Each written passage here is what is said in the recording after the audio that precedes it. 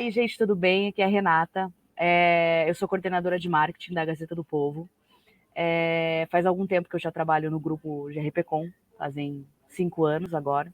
E eu tive uma trajetória bem importante, bem legal aqui dentro do grupo. Então, eu entrei como analista e fui crescendo e conhecendo mais sobre as marcas, sobre comunicação, sobre marketing. E hoje eu vim compartilhar um pouco desse conhecimento com vocês. Muito obrigada, Rê, super parceira aqui do Programa Impulso. Então, para a gente começar, eu queria que você falasse um pouquinho sobre presença digital. O que é, como fazer, por que é importante a instituição desenvolver essa ação? Certo.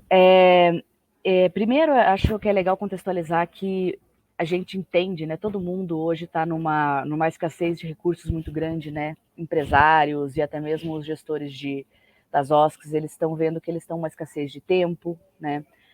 Escassez de recursos administrativos, de recursos financeiros. E o marketing e a comunicação também entram nessa escassez, né? A gente sabe que poucos têm uma área estruturada para isso, mas a gente tem que ter uma necessidade, uma priorização de demandas quando a gente fala da comunicação, né? A comunicação hoje ela é fundamental para qualquer empresa, né? Inclusive para as pessoas, né? As redes sociais vieram para isso, né? Então hoje a gente já faz um branding pessoal, inclusive, né? Então não seria diferente a gente ter que fazer isso para as OSCs também. E quando se trata de comunicação hoje, tem que ser digital, inicialmente digital, né? A gente sabe que as OSCs elas não podem estar presentes em todos os lugares ao mesmo tempo, né? Elas têm que fazer escolhas, né? Como eu disse, priorizar algumas escolhas, e a comunicação digital ela é uma escolha necessária, eu diria que obrigatória, tá? Então, hoje em dia, as pessoas estão 100% conectadas, né? Durante todo o tempo, seja no trabalho ou na vida pessoal. E se as marcas, né? E se a marca da OSC não estiver presente dentro desse universo de consumo, ela acaba perdendo muito, né, com essa falta de escolha. Então, a presença digital é muito importante porque o universo digital ele vai se expandir cada vez mais, as pessoas vão estar cada vez mais conectadas, né? Então, a gente tem exemplo da realidade aumentada já hoje em dia, né? A gente já tem exemplo das criptomoedas. Então, o universo está se tornando digital, e ainda que as OSCs não tenham, parte delas não tenham uma entrega digital, é preciso que você esteja presente para que você possa se conectar com o seu público, né? Eu acho que quando a gente olha um pouco sobre comunicação, a gente tem que pensar que quando eu fundo uma OSC, eu tenho que resolver um problema de um determinado público, mas eu tenho que considerar que eu tenho outros públicos que consideram esse problema e essa questão, né? E a comunicação vem para conversar com todos os públicos, né? Não só com quem vai receber, né, a ação, mas também quem vai proporcionar essa ação e o mercado e tudo mais. E a comunicação vem para isso, é uma forma de você se conectar com todos os públicos da sua marca.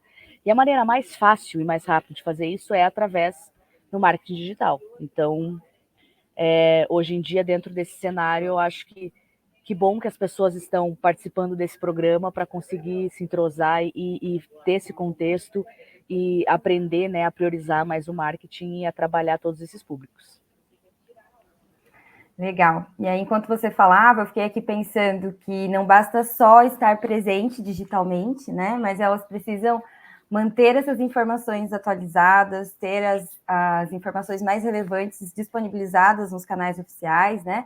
A gente sempre fala para as instituições que ela tem que ser encontrada com facilidade. E até um desafio que a gente colocou no teste é que a instituição procure pelo nome dela no Google para ver se ela acha com facilidade a instituição. Você pode falar um pouquinho para a gente como vocês fazem aí, se tem alguma estratégia para manter a atualização? Às vezes as instituições contam muito com equipes, né? Então, como fazer e manter tudo isso atualizado tendo poucos colaboradores?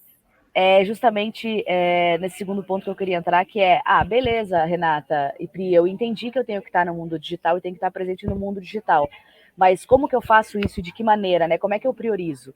E eu, tanto aqui na Gazeta, quanto com os outros clientes que eu faço consultoria, eu sempre falo, primeiro você tem que mapear onde o seu público está.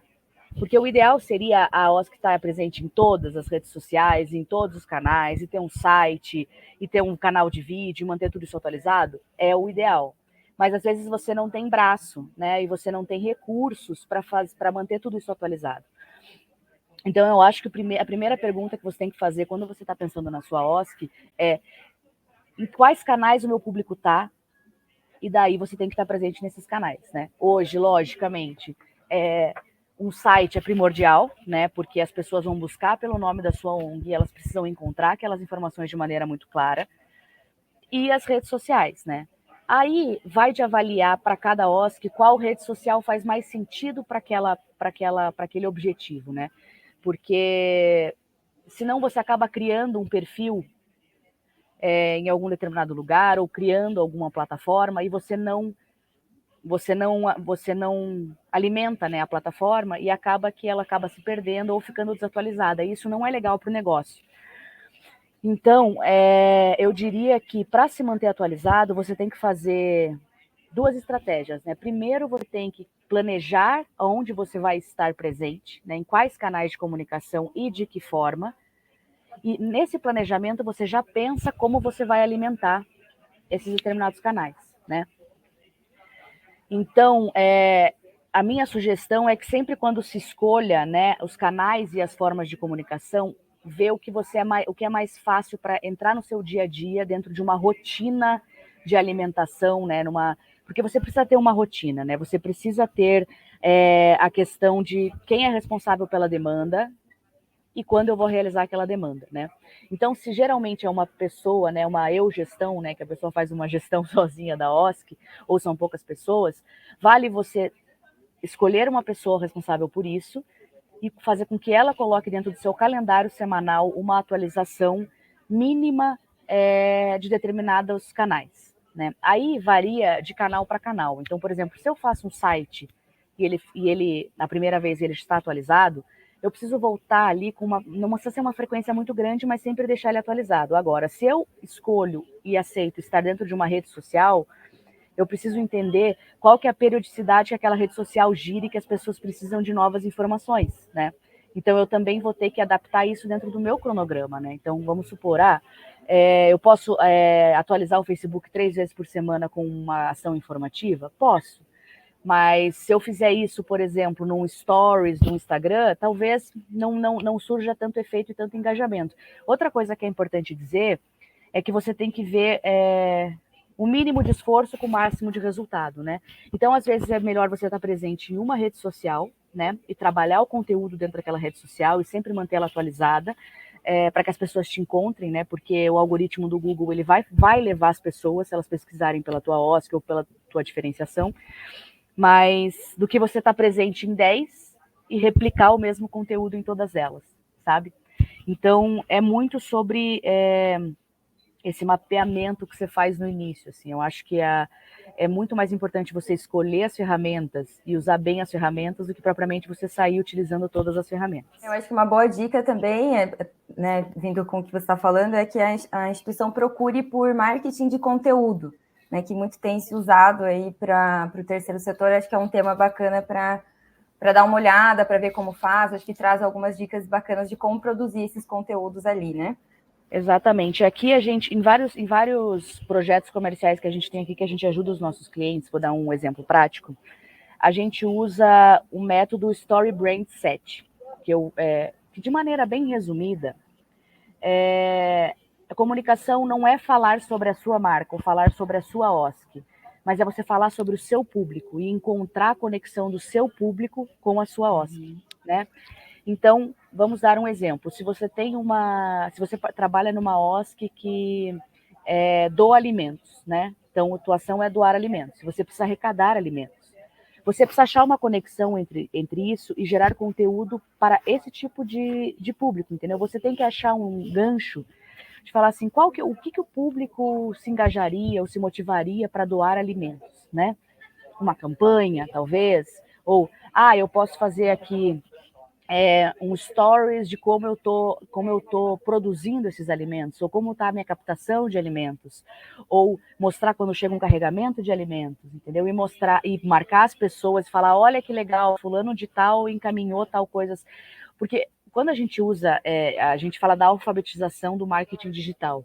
Quando a gente usa grandes palavras como planejamento, KPI, a gente usa essa questão de marketing de conteúdo, as pessoas acabam se afastando um pouco. Marketing assusta as pessoas, né? Quando as pessoas falam, mas marketing de conteúdo. Marketing de conteúdo nada mais é do que você falar, né, sobre o que o seu público quer ouvir dentro de uma rede social, dentro de um canal onde ele possa acessar.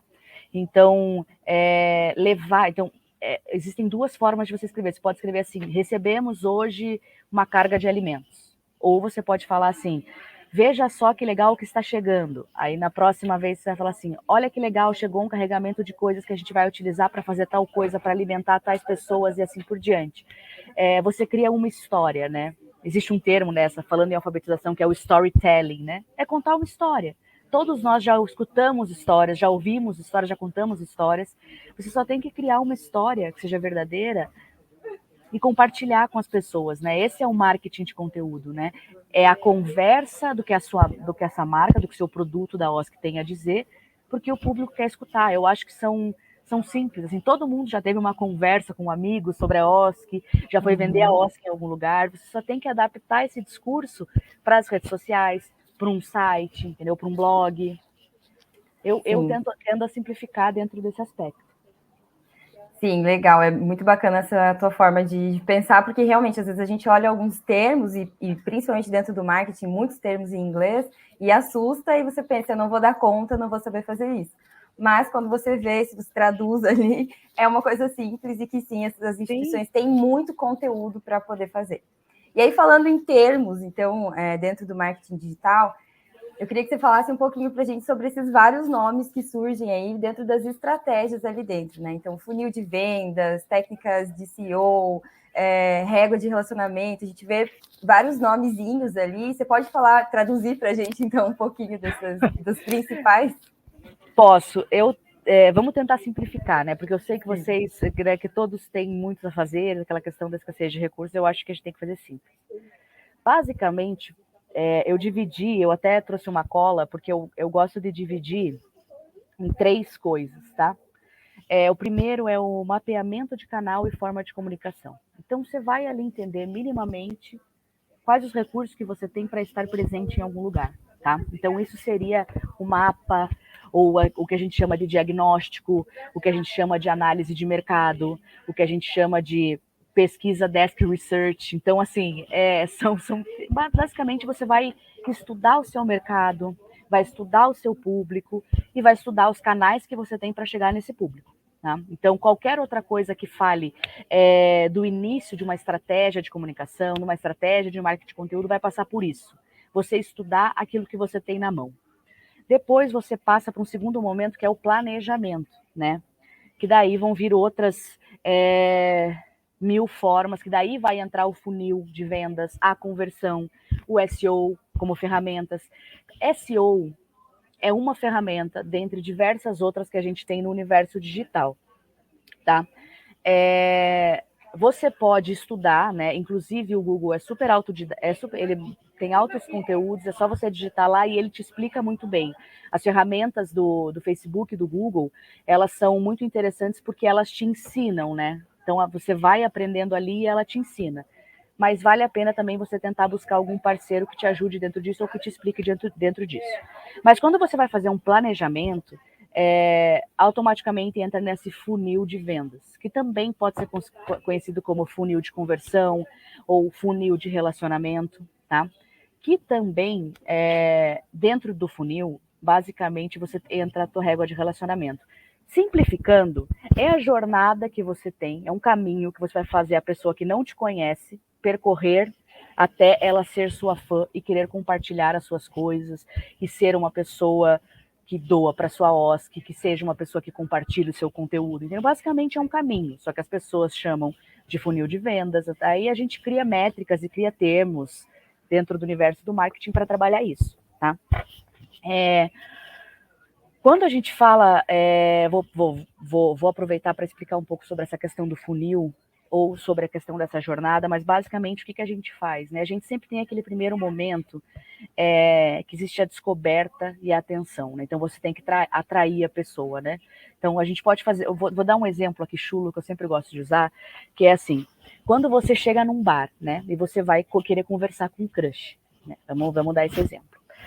quando você chega no bar, primeiro você se arrumou todo, né? Você não vai num bar, né, paquerar se você não se arruma todo. Quando eu me arrumo todo, seria os meus canais, tá? Então, os meus canais institucionais. Então, eu tenho as minhas informações que estão no meu perfil do Facebook, o meu site, se eu fizer um Linktree ou um agregador de links ali, entendeu? Ou quando eu tiver o resumo do meu WhatsApp. É assim, a primeira coisa que a pessoa vai olhar, ela tem que entender exatamente quem eu sou. Então, eu sou uma mulher que estou vestida de preto e que estou ali para paquerar. Tá? Então, essa seria o topo do funil. Quando eu chego para conversar com uma pessoa, você por acaso, quando está paquerando, chega para a pessoa e fala assim: meu nome é Renata, eu trabalho na Gazeta, eu tenho 30 anos e eu estou aqui para paquerar.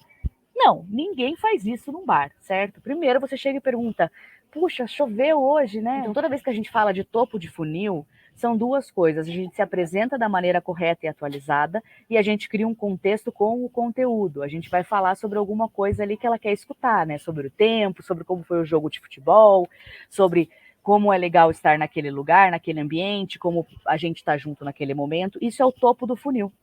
Né? Então a gente tem essa descoberta, a gente atrai a atenção da pessoa. Peraí, a pessoa me viu, descreveu quem eu sou e, segundo, ela tem interesse por aquilo que eu quero dizer. Isso é o topo de funil. Tá? Aí depois você vai para o meio de funil. Peraí, eu vou dar uma chance, eu vou escutar essa pessoa, vou ver o que ela tem a dizer para ver se eu vou em frente ou não. Né? O segundo momento. Né? Que é o meio do funil, que é quando você tem que considerar, você tem que gerar um interesse.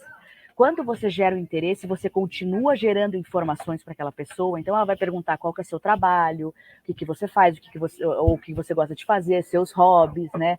Se você já viajou, se você não viajou, isso no contexto do bar. Quando você vai para a marca ou para a OSC, você tem que falar quais os projetos eu atendi. Então, por exemplo, numa etapa de consideração de meio de funil, é quando ela vai, por exemplo, num perfil do Instagram e vai ver quais essas ações essa OSC já fez. Por isso que é interessante você sempre colocar e alimentar isso sempre, porque daí vai ter todas as coisas ali. E o quê? Você vai começar a gerar interesse sobre, eu quero saber mais sobre essa OSC, eu quero saber mais sobre essa pessoa no contexto do bar. E por fim, no fundo do funil eu já conheci, já entendi o que essa pessoa quer, ela me gerou interesse e decisão, e agora eu preciso ter uma ação de engajamento, que no bar você está flertando ali, você, né, vai querer terminar aquele crush ali com a pessoa e vai querer ficar com aquela pessoa. Quando você vai para um contexto de marca, é no momento da conversão que a gente fala, que é aquela pessoa vai fazer uma assinatura, ou ela vai entrar dentro vai fazer uma doação pontual, vai fazer uma doação recorrente, ou vai participar daquela ação que você está propondo. Então, eu faço essa analogia porque todo mundo já passou por isso dentro de um bar, né? E nada mais é você tentar trazer esse contexto para dentro de um marketing e dentro desse funil de vendas, né? Então, quando você olha para um funil de vendas, trazendo um pouco sobre a nomenclatura e a alfabetização, né? Quando você vem ali na questão do topo do funil, no topo do funil é onde você coloca site, onde você coloca redes sociais, onde você coloca blog. Quando você vem para o meio do funil, você já traz o SEO, que na verdade o SEO ele é a ferramenta textual, digamos assim, né, para você ter um bom ranqueamento no Google. Tá? Então, hoje o Google, lógico, ele é uma ferramenta paga, né, então ele estimula as marcas a fazerem investimentos e OSC, poucos recursos, né? Mas se você fizer boas escolhas de palavras, boas escolhas de fotos, isso é muito importante também.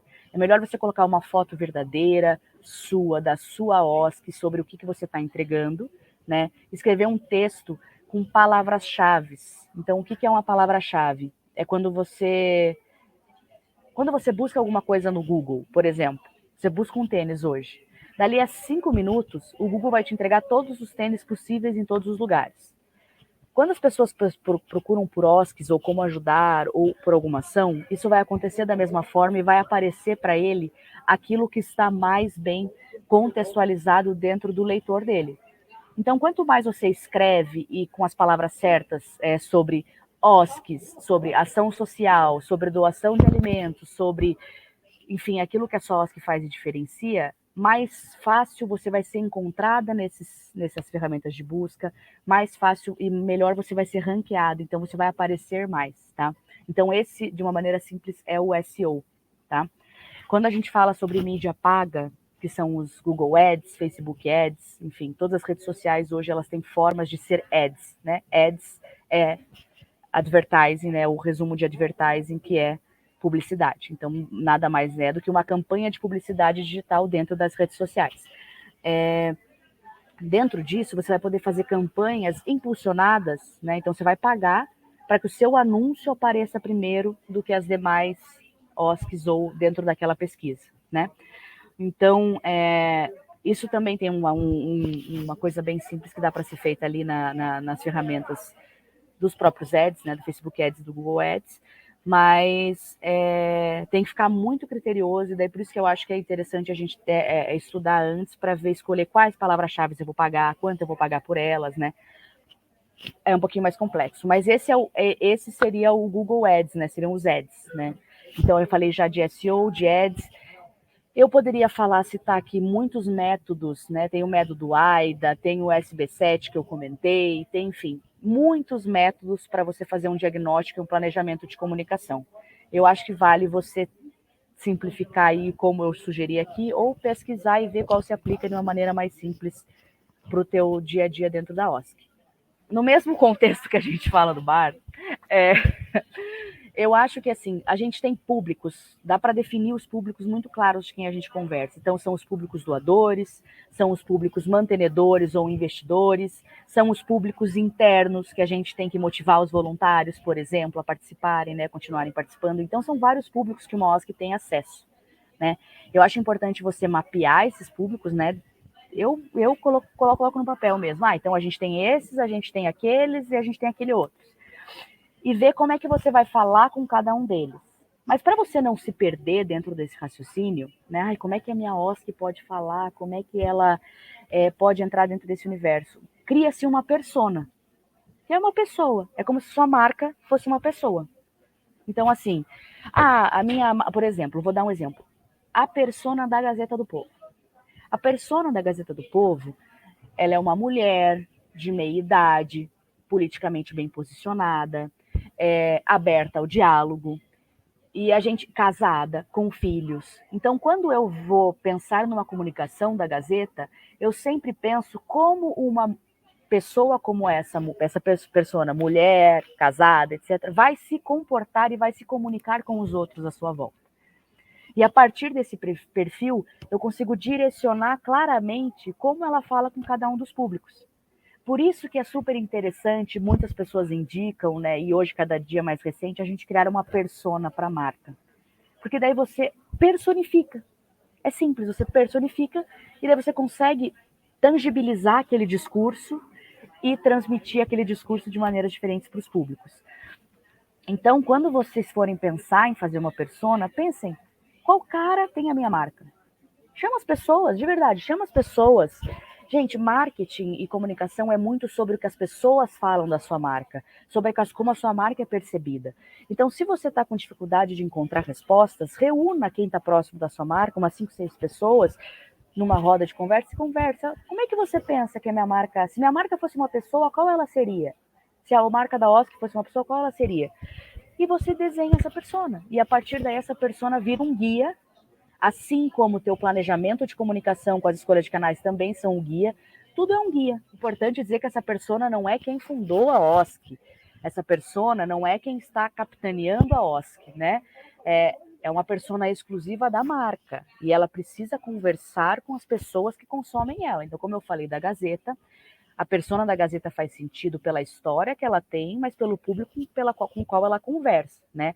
A persona da Gazeta, ela não é uma indicação dos proprietários, né, da empresa, ela não é uma indicação de alguém que é responsável pelo marketing, né?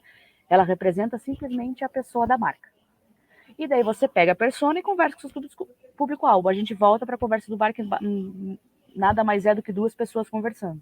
A pessoa da marca com o público que você quer atingir. Muito bom, Rê, muito obrigada, são dicas valiosíssimas e eu convido todas as instituições a também acessarem os outros conteúdos que a gente disponibilizou aí na trilha para continuarem se desenvolvendo. Então, muito obrigada pela participação e até breve. Eu que agradeço, gosto muito do programa Impulso, fico muito feliz que as pessoas estão fazendo essa trilha de conhecimento, tá? Eu acho que a gente vai conseguir juntos, né, todos juntos, profissionalizar e ampliar muito mais aí o terceiro setor dentro do nosso país. Então, quem fica grata por estar aqui compartilhando um pouquinho sou eu.